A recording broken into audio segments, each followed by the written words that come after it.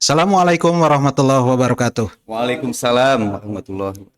Sahabat Majelis Madani yang dirahmati Allah, Alhamdulillah kita bisa bertatap muka kembali untuk melanjutkan perbincangan kita sebetulnya yang berkaitan dengan ibadah haji dan umroh. Umroh ya, Mas Bet ya. Ya, Mas Bet, kumaha sehat? alhamdulillah sehat sekali, alhamdulillah. Ini Mas Bet itu pengalamannya luar biasa. Jadi kita bisa Biasa di menggali. luar kali. Biasa di luar. Pengalamannya luar biasa. Boleh jujur gak Mas Bet, berapa kali antum itu ke tanah suci untuk ibadah umroh? Kehitung nggak? Ini bukan ujub dan takabur ya, bukan ya, tapi sebagai motivasi buat kawan-kawan yang di rumah dan di studio. Mudah-mudahan bisa berangkat umroh diundang oleh Allah. Amin, amin, Amin ya Allah, ya yang Rabbal mau alamin. dibasailin. Malu saja. Nggak apa-apa, ini bukan. Soalnya malunya gini, Allah maha baik banget gitu kan. Hmm, Ya, ini salah satu yang emang menjadikan Mas Fit lebih kuat menjadi sebuah persaksian iya iya. bahwa Allah itu ada, Allah itu maha besar gitu kan, dan tidak membedakan siapapun hambanya. Ya mungkin Mas Fit juga tidak mengklaim bahwa Mas Fit adalah seorang hamba yang takwa gitu kan. Karena kan yang takwa di hadapan Allah. Belajar takwa Ini sama-sama ya. justru Mas Bet. mungkin kenapa Allah selalu mengundang Mas Fit ke tanah suci ya, maksudnya ngambil hikmahnya begitu banyak dosanya Mas Fit. Mungkin ke sana hikmah untuk Iya, pribadi ya, hikmah untuk pribadi. Ya kalau misalkan diestimasikan pastinya sih mungkin ada 35 kalian Mas. Masya Allah. 35 kali. Gitu. Jadi teman-teman sekalian yang di rumah, kalau kita berbicara tentang ibadah umroh ke tanah suci, tidak salah kalau misalkan Majelis Madani itu menghadirkan Mas Bet ya. Ini bukan dalam rangka ujub dan takabur ya, naudzubillahi Wah, min dzalik, jauh, bukan jauh nggak ke sana, tapi pengalaman-pengalaman dari kesana pertama kali sampai terakhir berapa? Ke 35 kali ya. Iya, iya, iya. 35 kali Mas Bet diundang oleh Allah Ya. untuk ibadah umroh. Tentu Mas Bet tahu naon namina teh asam garam mah makan asam garam pergi ke sana. Asam uyah. Asam set dong. Mas Bet, Upside down lah ya, ya kumaha tah?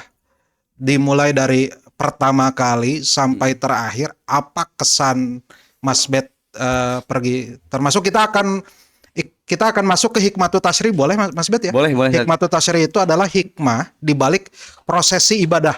Misalkan kenapa kita takbir dalam sholat, kenapa kita ruku Betul. dalam ibadah umroh atau haji, mungkin kenapa Ya. 7 putaran gitu. Kita masuk ke sana ya Itu nanti. mesti dipahami, San. Nanti ya. Maksud pribadi pun tidak begitu paham sampai saat ini, Ya. makanya butuh diskus juga dengan Ustadz gitu kayak gitu.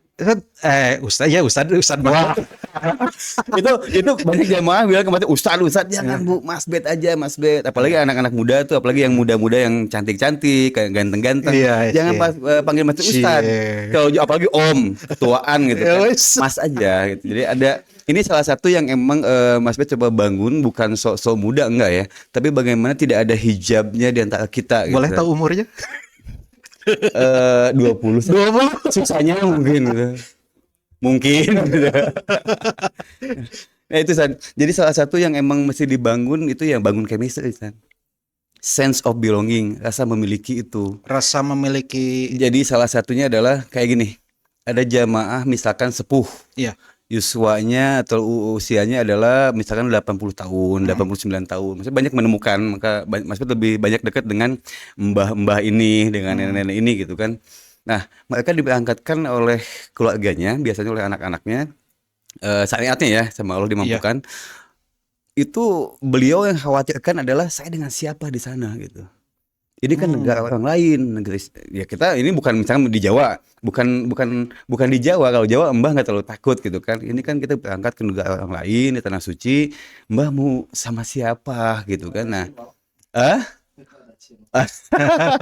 Cinlok aja ini Ustadz Sahud ini Saiful Huda, Masya Allah, Haj. Nah, ini salah satunya bagaimana kita untuk lebih mendekati beliau, approach itu kan personal touch ke beliau supaya beliau tuh tenang, merasa tenang, walaupun dia bersandar ke kita dulu gitu kan. Nanti kita coba tauhidkan ke Gusti Allah kayak gitu kan. Nah, ketika dibangun chemistry itu, maksudnya biasanya udah ketika dibuka grup H-3, H-5 atau H-seminggu gitu kan, ya kita coba layani. apa yang mereka butuhkan. Iya, iya. Nah, itu kan belum jumpa tuh. Nah, jumpanya biasanya di Bandara Soekarno-Hatta misalkan. Nah, di sana udah mulai kita touch satu persatu gitu kan. Keluarga mana. Jangan sampai kita hanya senyum-senyum aja. Kita hanya memfasilitasi Pemberangkatan pemberangkatan saja. aja. Iya, iya. Jangan, betul. Karena sense of belongnya rasa memiliki itu mesti ditanamkan. Jadi sistemnya Mas ini kekeluargaan ya semenjak Betul, awal betul, dibangun. betul. Jadi Itu mesti dibangun, travel itu tidak dibangun hanya sebagai fasilitas untuk memberangkatkan saja. Fasilitator aja nggak kayak gitu, nggak kayak gitu. Jadi emang betul-betul bagaimana mesti bikin tenang berangkat dengan kita gitu. Didamping oleh kita. Kalau misalnya untuk pembimbing umroh maksudnya terlalu jauh. Belum ke sana lah, maksudnya hanya pendamping. Pendamping pengantin gitu kan. Oh, ada bedanya. Pendamping. Karena pengantin wah. Kan biasanya suka mendampingi seseorang kan. Siap. Ya. Jadi, bagaimana untuk mendampingi beliau ini dari mulai kan ini tugasnya khususnya TL ya tuh lihat ini Iya, iya. kalau dibanding maaf gitu saudara-saudara yang mutawif ini tidak terlalu sangat panjang gitu dan beban tanggung jawabnya begitu besar juga kan. Bagaimana ini jamaah itu merasa nyaman dari awal berangkat sampai pulang lagi kan. Kalau mutawif kan habis di sana kita pulang udah lepas. Iya betul. Udah lepas betul, dong betul. kayak Iya, gitu kan. Ini kan masih tugas kita ya untuk mendampingi kebutuhan mereka apa, terutama kebutuhan ruhaniyah tadi dan batiniahnya gitu kan supaya tenang. Walaupun mereka bersandar masbet lagi, apa-apa masbet lagi nggak apa-apa. Emang ketika kita mau membangun chemistry ini butuh effort yang begitu tinggi. Otomatis fisik kita juga mesti kuat. Kalau gini Mas, kalau misalkan Mas Bet menempatkan diri sebagai jamaah lah, bukan Oke, sebagai tour leader. Heeh. Kalau saya mau berangkat, atau kawan-kawan di rumah di studio mau berangkat, apa yang harus disiapkan? Disiapkan Apa yang harus disiapkan? Yang paling penting untuk disiapkan, apakah harus banyak, maaf ya, uang atau harus disiapkan itu mental atau apa kayak gitu, Mas Bet? mental ya. Niat yang lurus sih sebetulnya. Niat kita ke sana tuh mau ngapain? Apakah menggapai ridho Allah? Apakah pengen kepujiku tetangga? Apakah pengen kepujiku teman bisnis? Kita sukses gitu kan? Iya. Itu ada loh.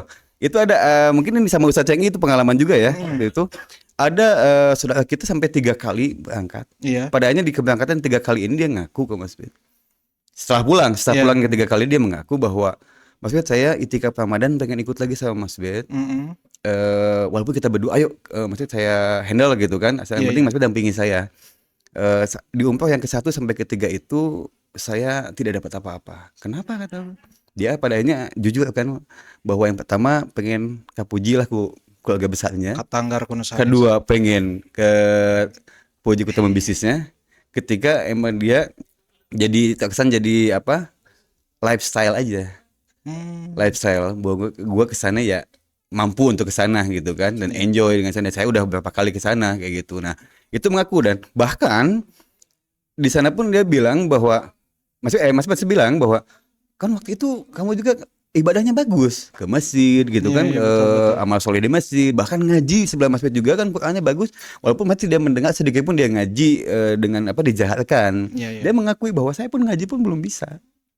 Dia jadi hanya kamuflase aja, pantomim aja kalau pantomim gitu kan seperti itu. Nah padahalnya di itikaf Ramadan ya, tahun berikutnya alhamdulillah kita pulang biasanya H-1 atau H+2 gitu kan. Pulang itikaf Ramadan itu beliau betul-betul fokus bahkan hanya ketemu dengan Mas Bet di bandara ketika nyampe di hotel di Bir Ali juga pas mikot. Selepas itu di Mekah jarang ketemu.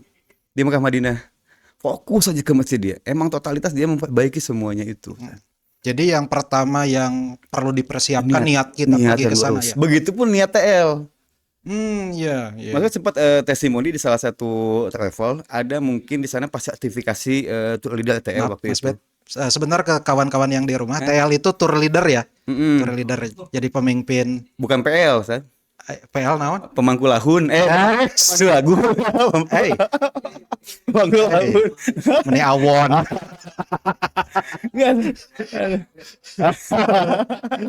Ini takutnya yang di rumah tidak paham ya. Iya. Terus itu. Itu sempat testimoni di salah satu travel yang cukup besar juga gitu kan. Maksudnya emang diundang ke sana itu ada biaya yang lumayan. 3 hari seminar di sana dan kenapa Mas kok diundang ke sana gitu kan, dan bahkan free Mas nggak bayar sedikit pun, yang penting datang. Ternyata di sana mau ditestimonikan pengalaman gitu kan. Mas awal naik itu ada 165 peserta kalau nggak salah. Wish, Itu semua semua calon TL. ya sertifikasi TL waktu itu. Maksud tanya ke saudara-saudara yang lain ini, niat jadi leader itu apa? Ngabdi ke siapa? Hmm. Apakah ngabdi ke jamaah atau ke siapa? Coba pasti jawab, pas mereka ngejawab, ya ngabdi ke jamaah lah, melayani jamaah. Kalau versi Mas Fit beda. Mas Fit Abdullah bagaimana menjadi abdina Allah. Bukan Abdul Jamaah ya. Bukan abdul jamaah. Kalau kita ngabdinya ke jamaah itu bakal kekecewaan yang kita perolehnya. Jamaah cemberut, jamaah buat baut, jamaah kita bakal kepancing. Iya. Bakal kepancing mau nggak mau karena kita bersandar pada makhluk pada waktu itu. Maksud mencoba bersandar pada Allah gitu kan, menjadi abdinya Allah. Ketika ada ketidaksesuaian, ada ujian lah gitu kan, gogoda mencek Sundama gitu kan, gogoda. Nah itu kita senyum aja. Senyum ini bagian part of amal soleh gitu kan, bagian dari pengabdian kita kepada Gusti Allah. Dan insya Allah yakin, maksudnya yakin bahwa di backupnya pasti sama Allah langsung. Kalau ini Mas Bet ada pertanyaan nih. Kalau misalkan begini, keyakinan kita untuk umroh itu dalam salah satu hadis dikatakan yanfiyani al-faqra, bahwa haji dan umroh itu akan menghilangkan kefakiran. Nih, ini kan pasti ada jamaah yang apa yang motivasi pangjurung nate eta gitu. Jadi Ada banyak. saya jangan jauh-jauh untuk umroh lah. Saya sholat malam misalkan, tapi pangjurung atau motivasinya itu ya untuk menghilangkan kefakiran dunia. Iya. Nah, pasti ada.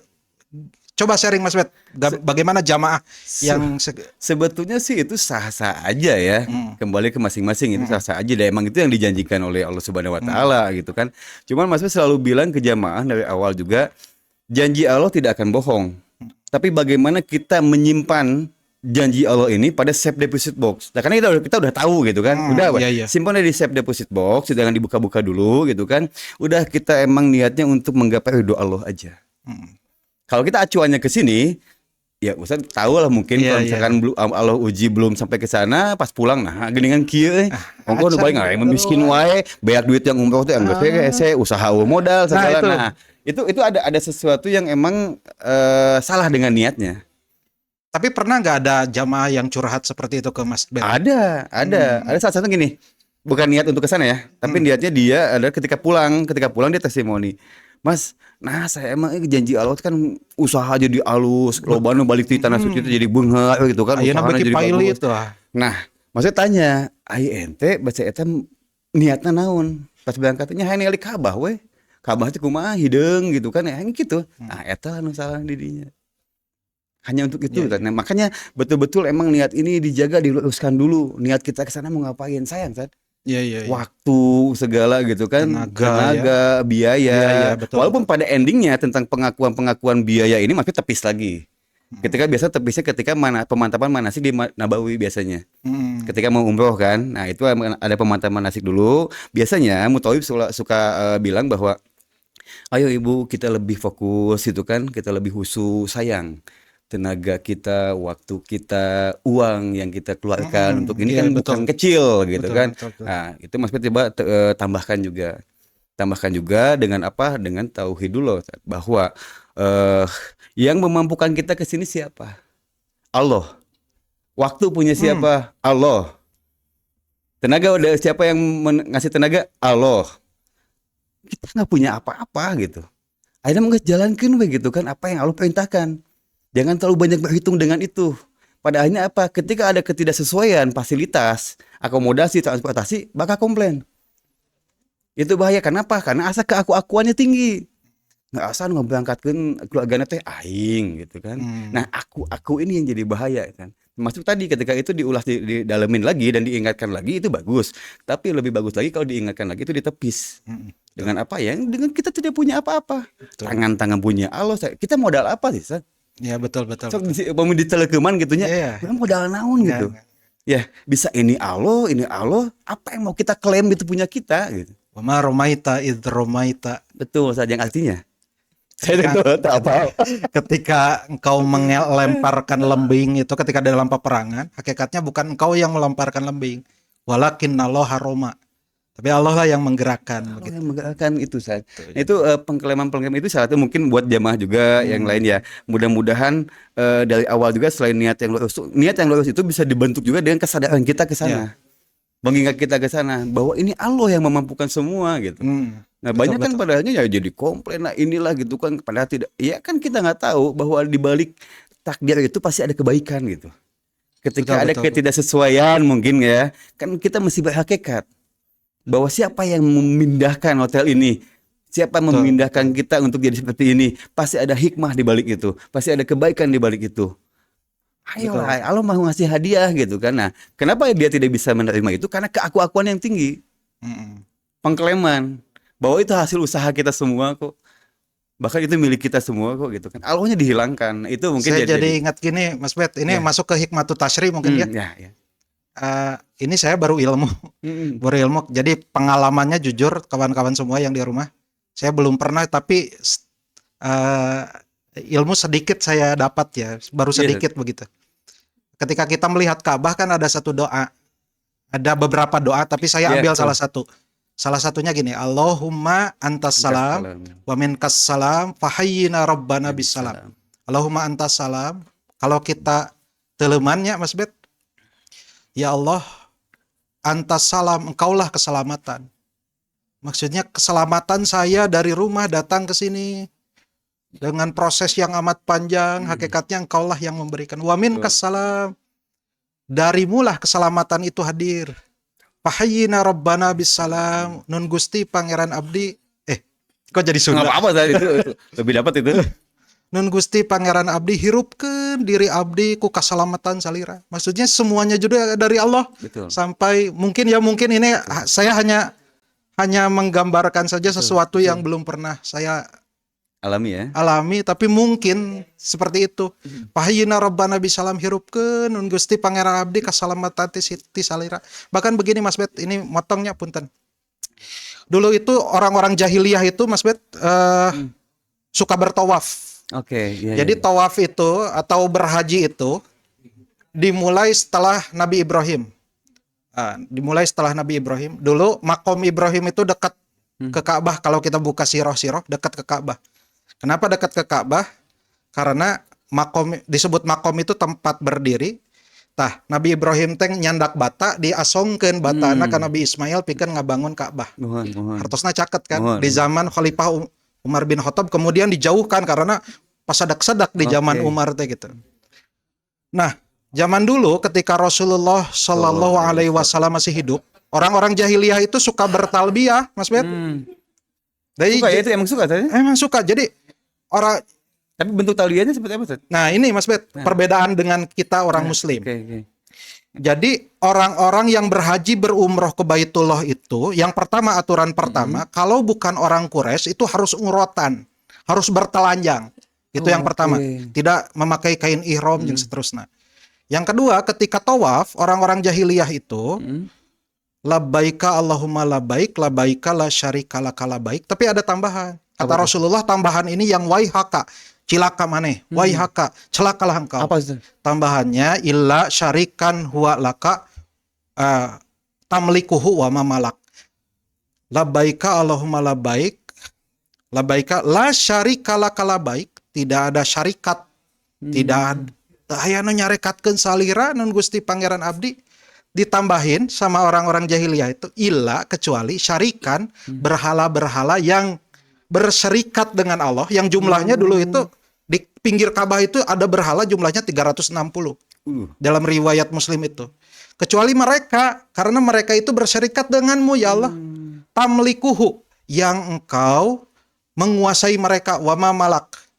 Engkau itu menguasai mereka. Jadi ada tambahannya. Jadi bertawaf itu hakikatnya bertawaf kepada Allah, orang-orang jahiliyah itu, dan juga bertawaf kepada berhala-berhala. Itu yang kedua. Yang ketiga, saya suka berpikir begini Mas Bet. Kenapa ada syariat ittiba? Nah, ittiba apa tuh? Ittiba itu adalah, saya belum pengalaman Mas, sebenarnya ini hanya membaca, itu membuka lengan, membuka kain ihram, Sebelah kanan. itu ittiba. Atau kata bahasa Rasulullah, Fatofa Rasulullah mudtobi'an. Rasulullah itu bertawaf sambil ittiba, dibuka. Oke. Kenapa dibuka? Nah ini Rasulullah itu kan berumrah 4 kali. Ya. Pertama umrah Hudaybiyah yang hari teh Rasulullah tidak nyampe Makkah. Oke. Umrah Hudaybiyah pada tahun ke-6, kemudian Umratul Qada pada tahun ke-7 sebagai pengganti umrah tahun ke-6 yang Rasulullah tidak sampai Makkah. Ya, ya. Kemudian tahun ke-8 Rasulullah umrah lagi pada waktu Futuh Mekah. Yang terakhir Rasulullah umrohnya bareng sama haji gitu. Bareng sama haji pada tahun ke-10 yang disebut Haji Wada. Oke. Nah, Rasulullah mensyariatkan kepada para sahabat pada waktu itu, Mas, supaya membuka lengan bajunya si ittiba sunnah. Ternyata pada waktu itu alasannya setelah digali hikmatut tasyri'nya, dulu itu Abu Jahal dan kawan-kawan suka nongkrong, Oke. ngopi-ngopi bareng, meureun udud zaman ayeuna. Menyaksikan orang-orang bertawaf di satu tempat namanya Darun Nadwah. Jadi di Darun Nadwah mereka menyaksikan orang-orang bertawaf. Karena telah terjadi perjanjian Hudaybiyah Ya, betul. pada tahun ke-6 yang dibolehkan umat Islam tahun ke-7 untuk datang ke Makkah untuk mengikuti prosesi umroh pada waktu itu. Rasulullah sengaja membuka lengan bajunya. Kenapa? Untuk memperlihatkan otot-otot orang Muslim, Mas. Bukan panu, bukan. Bukan. Panuan mah wah contohnya. Otot. Enggak, soalnya dulu nggak tahu, bukan dulu ya. Maksudnya emang dengar sedikit hikayat tentang itu, bahwa difitnah ketika Hudaybiyah itu gitu kan, Abu Jahal dan kawan-kawan dengan the gangs ini memfitnah bahwa tuh liatin umat muslim itu kenapa ditutupin gitu kan, Iya, ketika iya. mereka berumroh itu bertawaf karena mereka panu gitu kan, Iya, penyakit betul, kulit. betul. Betul nggak Tad? Betul, betul. Itu salah satunya itu mungkin ya. Betul, penyakit kulit. Tapi Memang kan- ada salah satu sahabat yang wajah wajah uroste itu apa ya? Kepalanya itu sedang sakit pada waktu itu. sakit kulit tuh. Ya sakit kulit memang. Balas bogo Karena gitu? banyak kutu. Enggak, Bukan banyak balas kutu. bogo, bukan. Isi balas bogo. Nah, hikmah. Eta mah ngojah di Cikapundung. Hikmah terakhir Mas Bet gini, orang-orang jahiliyah itu gak percaya perkara eskatologis. Jadi gak percaya kehidupan ba'da maut. Betul, betul. Gak Iya, ada iya. akhirat, gak ada itu perbedaan dengan kita itu. Gak ada maka setelah hidup di dunia, maka mereka meyakini tidak akan dihidupkan kembali gitu. Oke. Nah, makanya doa mereka itu Robbana atina fid dunya. Ya Allah, mudah-mudahan Engkau memberikan kepada kami kebaikan di dunia. Wa ma lahu fil akhirati min kholaq. Itu doanya, Atau Mas. di mereka itu. Nah, tambahan nanti bukan wa fil akhirati hasanah, tapi wa ma lahu fil akhirati min kholaq. Dan tidak ada bagian sedikit pun ketika di akhirat. Makanya kata orang-orang jahiliyah, kalau ada kebaikan ya Allah, mereka juga berdoa langsung berdoa itu kepada Allah. Berdoa itu kepada Allah, cuman memakai perantara aja, memakai liyuqarribuna ilai zulfa gitu. Ilallahi zulfa, memakai perantara untuk menyambungkan doa mereka kepada Allah. Tapi pada waktu itu berarti saat tidak langsung mereka ketauhidannya ada, Zat? Tidak bisa dikatakan Ya, tauhid misalnya kalau menyembah ya Tuhan yang satu, atau misalkan itu dia menyembahnya ke siapa tadi? menyembahnya ke berhala-berhala yang jumlahnya 360. Termasuk ke Lata. Lata itu adalah orang soleh di zaman Nabi Ibrahim atau setelah Nabi Ibrahim yang menyediakan roti-roti untuk orang yang berhaji ke sana. Karena saking solehnya kemudian dibuat satu patung untuk disembah. Makanya afara'aitumul Lata wal Uzza wa manata tsalisatal ukhra. Lata itu orang soleh sebetulnya yang suka menyediakan adonan roti dan seterusnya. Terus, itu kan tadi Lata sebagai orang soleh dengan kesolehannya itu, dia waktu itu Lata ini menyembah siapa, Tan? Menyembah Allah karena Tuhannya apa tetap Allah? mengikuti agama Hanif yang diajarkan oleh Nabi Ibrahim. Ibrahim. Ya, betul. Samawi itu. Kemudian masuk Hubal. Berhala pertama yang masuk ke Makkah itu Hubal. Jadi dewa bulan yang dibawa dari Syam. Jadi ketika orang-orang Quraisy pada waktu itu datang ke Syam, kemudian Syam itu hari ini mungkin 4 negara ya. Ada Libanon gitulah, Libanon, Palestina, seterusnya. Kemudian Yordania. Kemudian dibawa satu berhala bulan yang namanya Hubal. Kemudian banyaklah sampai jumlahnya 360. Mereka itu eh, berkeyakinan bahwa berhala-berhala tersebut bisa menyampaikan doa-doa mereka kepada Allah gitu. Oh. Kata Allah gak perlu gitu. Nah, maksudnya gini maksudnya bahwa keyakinan orang-orang Arab jahiliyah wa ma lahu fil akhirati min khalaq, ternyata itu salah. Kata Rasulullah ketika ada tawaf kan antara Ustaz, Rukun Yamani, Rukun Yamani ya, sampai Hajar Aswad. antara Rukun Yamani dan Hajar Aswad, jangan wa ma lahu fil akhirati min khalaq, jangan. Rabbana atina fid dunya hasanah wa fil akhirati hasanah, begitu. Oke. Itu. Jadi mungkin hikmahnya mungkin yang terbayang oleh saya bahwasanya jangan kehidupan dunia itu jangan dijadikan patokan begitu. Patokan satu-satunya gitu. Nanti kehidupan akhirat khair juga kita mendambakan. Ustaz, kita sedikit maju ke depan itu hikmahnya mungkin dari sa'i, mungkin di sini kan Mang Elan udah pada nyoba tuh, Ustaz saya udah Cegi semua udah punya experience lah untuk di sana. Kadang Mas Bet juga yang ke sana gitu kan. Ini hikmahnya dari sa'i ini apa sih sebetulnya pada waktu itu yang berdasarkan tarik atau sejarah sih ya. Itu menghikmahi sa'i itu gimana Ustaz bagusnya? Proses sa'i ya? Proses sa'i. Saya cuman bacaan Mas Bet. Nggak apa-apa, Bagusnya Mas Bet. Justru itu, Mas Bet kan takutnya menghikmahi versinya Mas Bet gitu kan. Nggak apa-apa Mas Bet. Karena saya yang jadi ilmu dulu, menurut ilmu seperti apa tuh? Kalau menurut ilmu begini, ini sependek yang saya baca ya Mas Bet. Kan antara Safa Marwah itu ketika setelah beres tawaf, sholat di belakang makam Ibrahim, kemudian ke Safa. Pada waktu di Safa itu, kemudian kita baca inna Safa wal Marwata min sya'airillah, bahwasanya Safa dan Marwah itu bagian dari syiar Allah. Nah, kenapa? Ada sahabat pada waktu itu, Mas Bet, yang tidak mau tawaf. Bukan tawaf, tidak mau sa'i. Oke. Tidak mau sa'i. Kenapa? Karena dulu itu antara Safa dan Marwah ada berhala. Oh, asal itu. Iya, betul, ada berhala. Bahkan ketika Rasul datang ke sana masih ada. Datang pada Umratul Qada masih ada berhalanya. Berhalanya apa? Isap dan Nailah. Isap dan Nailah. Nailah. Oke. Isap ya. Punten bukan Asep. Asep mah orang warga abdi eta mah. Isap dan Nailah. Jadi gak mau kata siapa? Kata Bunda Aisyah radhiyallahu anha, la junaha alaikum an yatawaffa bihima, itu maksudnya wajib gitu. Itu yang pertama. Yang kedua, ketika sa'i itu kita membaca inna Safa wal Marwata min sya'airillah, kemudian mengangkat tangan ya gitu ya. Doa yang diajarkan Rasul itu Allahu Akbar, Allahu Akbar, Allahu Akbar. Kemudian dan seterusnya. La syarikalah wahdah lahul mulku wa lahul hamdu dan seterusnya. Ada gini.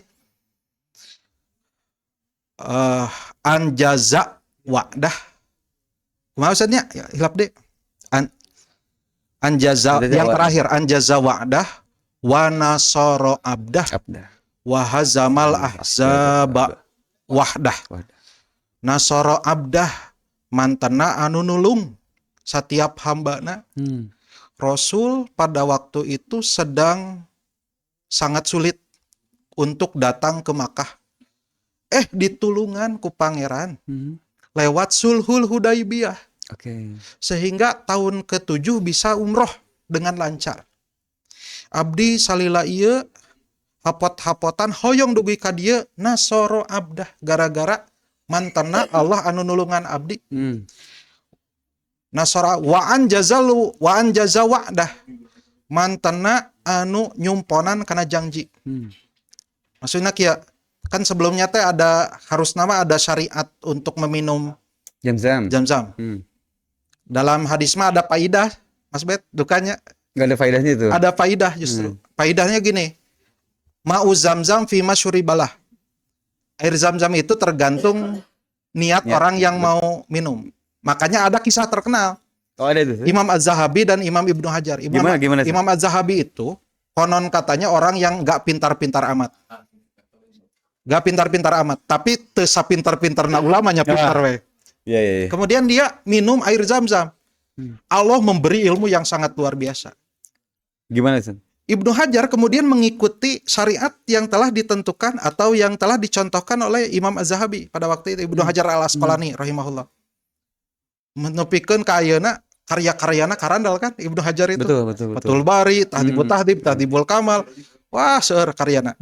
Meminum langsung luar biasa pintar. Jadi mau zam-zam itu tergantung orang yang mau minumnya. Kalau orang yang mau minumnya, konon katanya dalam syarahnya, orang mau pintar, mau kaya, rek ngawayu. Ngawayu. Angkel Andi teh ngawayu. Itu teh anjaza wa'dah.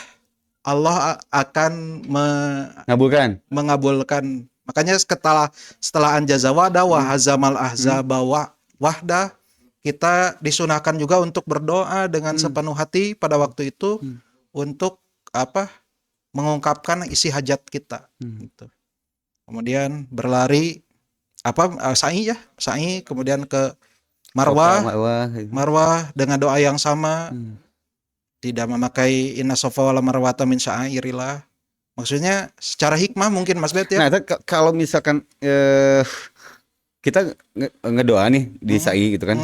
Ya betul. Itu di antara sa'i, di antara sofa, marwah kayak gitu kan. Kita pakai doa sendiri nggak masalah. Nggak masalah, sangat pakai bahasa yang kita pahami, pada akhirnya kita bisa maknai itu. Iya, bisa lebih dalam gitu kan. Lebih dalam sangat. Nangis. Kalau misalnya Mas Bet jagonya bahasa Jerman, pakai Jerman. Inggris pakai Inggris gitu kan. Nah, gini. Maksudnya takutnya salah juga kan. Ketika kan biasanya suka ada umroh kedua gitu kan. Kadang itu dibimbing dengan mutawif atau enggak gitu kan, mandiri biasanya. Nah, maksudnya sih waktu itu sepengalaman waktu itu lebih dapat ketika mau mulai sa'i gitu kan di sofa itu, masuk gini ke jamaah, ke teman-teman yang dekat lah mungkin itu. Maksudnya hanya membicarakan yang lebih logis aja kan. Bagaimana perjuangan Siti Hajar untuk anaknya gitu. Betul. Bagaimana perjuangan orang tua kita untuk anak-anaknya gitu. Ya. Kok anak-anaknya banyak khianat sih? Kok anak-anaknya banyak nipu, Uniko gitu kan, betul. SPP dibancang, dibelokeun. Saya tahu sanes pengalaman abdinya pun. Pengalaman abdi. Ya. Betul. ini yang fakir ini tadi pengalaman gitu kan. Nah, tapi itu lebih deket tuh, Nik, lebih kena gitu. Lebih kenal itu si ketika maksudnya menghikmahi itu gitu kan. Nah, jamaah ketika mereka pun akhirnya berfantasi, mengimajinasikan gitu kan, dan mengingat reminding bahwa mungkin punya pengalaman masing-masing gitu kan. Betul. Apa yang dia lakukan pada orang tuanya masing-masing. Nah, tanpa disadari juga ketika jalan kita menjalankan sa'i gitu kan, itu pada nangis dan padahal masih lihat ke belakang udah pada bengkak-bengkak matanya gitu kan. Kalau yang dirasakan Mas Bet sendiri gimana Mas? Ya seperti itu, sama seperti itu. Nah, maksudnya lebih menapaktilasi bagaimana perjuangan orang tua kita. Bagaimana tulusnya seorang tua mengurus anaknya sampai membesar anaknya, tapi budaknya itu sebenarnya sangat wah gitu kan. Tidak layaknya sebetulnya untuk sebagai anak untuk mengabdi pada orang tuanya sebetulnya gitu kan. Ya di situ lebih kena gitu kan. Ayo doa kata Mas Bet. Yang hajat, kalian punya hajat mau apa, pakai bahasa kita aja gitu, yang kita pahami aja gitu. Bahasa Sunda pakai Sunda. Gusti, hampura abdi Gusti gitu kan, abdi tos kieu kieu, mangga silakan. Dalam hati gitu. Daripada kita teriak-teriak, yang masih bahaya. Gini bukan bahaya. Yang Mas Bet takutkan ketika kita mencoba untuk khusyuk tapi kita teriak-teriak doanya tapi jadi menzolimi orang lain kan. Orang lain yang lagi fokus itu kan, lagi khidmat, keganggu udah kita gandeng. Kan gitu posisinya. Apakah boleh ketika kita boleh khusyuk gitu kan, tapi jangan zolim ke orang lain juga gitu kan artinya. Contoh kecil gini, nggak usah jauh-jauh di sana untuk itu. Contoh kecil adalah ketika kita sholat berjamaah di masjid aja. Masa beberapa kali merasakan tentang bagaimana keambiguan itu.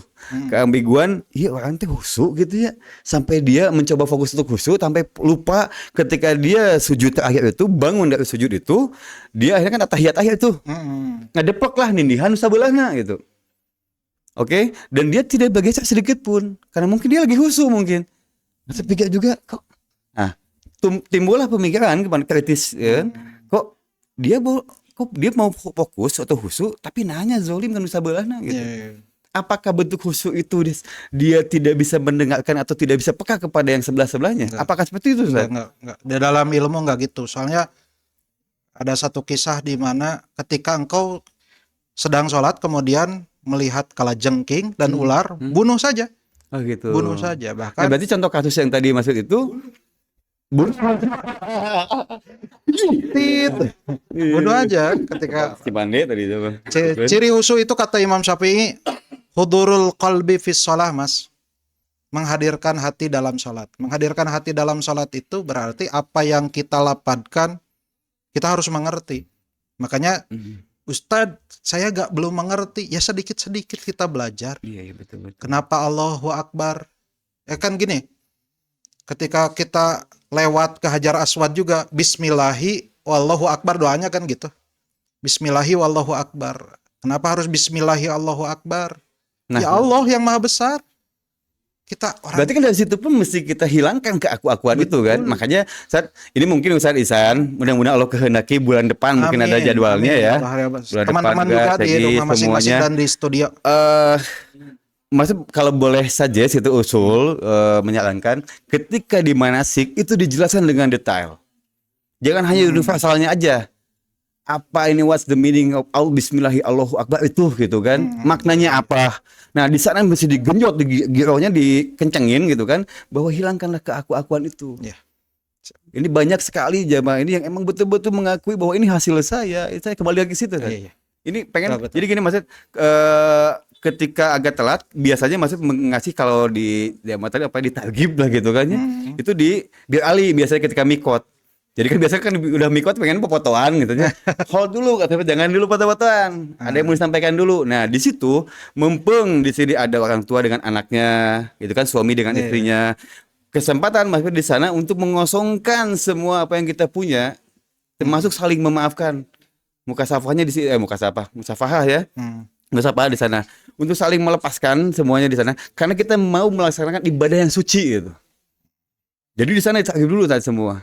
Yang orang tuanya mungkin gimana kepada anaknya, anak yang merasa salah kepada orang tua, saling memaafkan di sini. Dan lepaskan semua baju-baju kita tentang keaku-akuan itu.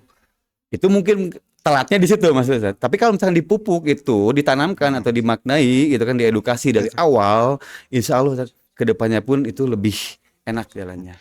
Mas Bet, ini terakhir Mas Bet. Oke, apa yang paling ultim dari segala yang paling inti untuk beribadah dengan sapar tersebut? Apa? Yang paling inti adalah kalau maksud simpulkan ya. Ya. Mengecilkan kita bahwa kita hanya seorang hamba. Ya. Dan membesarkan Allah sebagai Tuhan kita yang maha besar, maha tinggi. Masya Allah. Itu aja Allah sebetulnya mah. Jadi maksud selalu bilang ketika pulang, contoh kasusnya, maksud selalu bilang pas nyampe ke bandara Jakarta di Soekarno Hatta gitu kan, bilang this is bahasa Inggrisnya lah ya. This is the real world gitu. Ini dunia yang nyata. Di sini yang nyata godaan, di sana semua ibadah, bahkan ke masjid segala kebersihan bisa saling tersuasanakan.